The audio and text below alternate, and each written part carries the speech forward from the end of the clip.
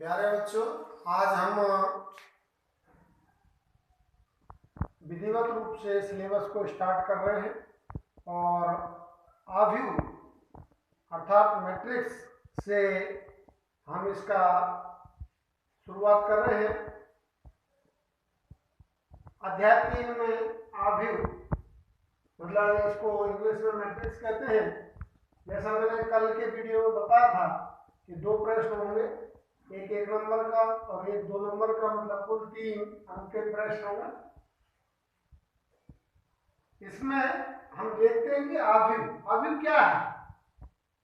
आव्यूह है पंक्ति और स्तंभों में किसी सुनिश्चित क्रम से व्यवस्थित संख्याएं जो आयताकार व्यू में लिखी हो, मैट्रिक्स या आव्यूह कहलाती है। आव्यूह शब्द को सबसे पहले 1850 में जे सिल्वेस्टर ने उपयोग में लाया।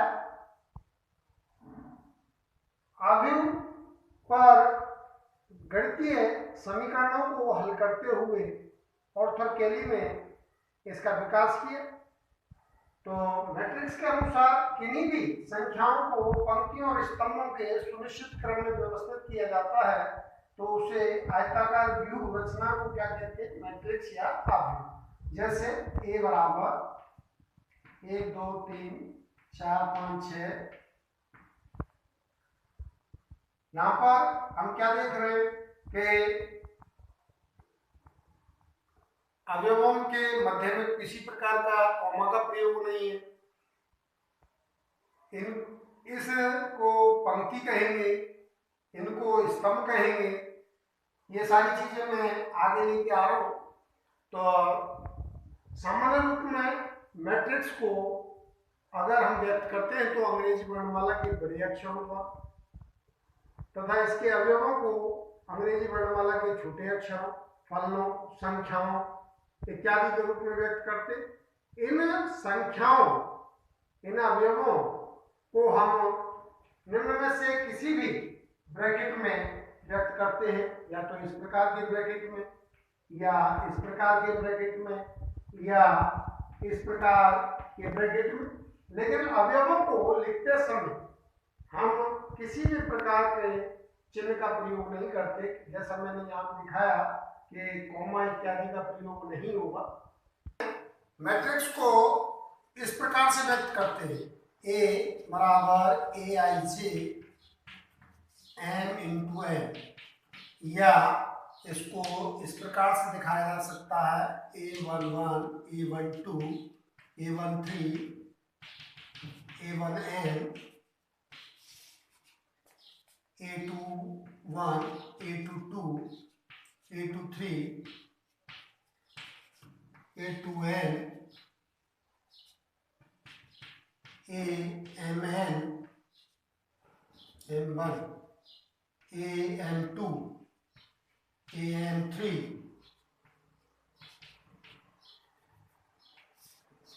AMN।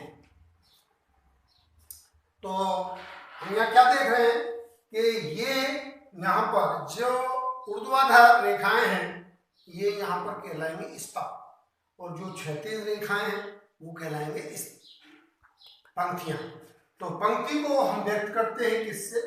जैसे ये पहली पंक्ति, ये दूसरी पंक्ति, ये एमबी पंक्ति। इसी प्रकार से स्तंभ को जैसे हम दिखाएंगे तो C1 C2 दूसरा स्तंभ, तीसरा स्तंभ, और ये N1 स्तंभ। C फॉर कॉलम, कॉलम मतलब स्तंभ, R मतलब रो, रो मतलब पंक्ति। तो यहाँ पर हमने जो सामान्य रूप मैट्रिक्स का दिया उसमें दिखाया कि यहाँ AIJ का क्या अर्थ है। AIJ यहाँ AIJ का अर्थ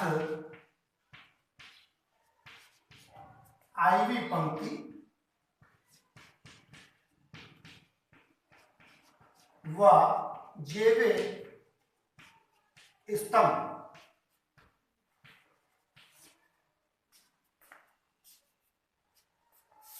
के अवयव से है।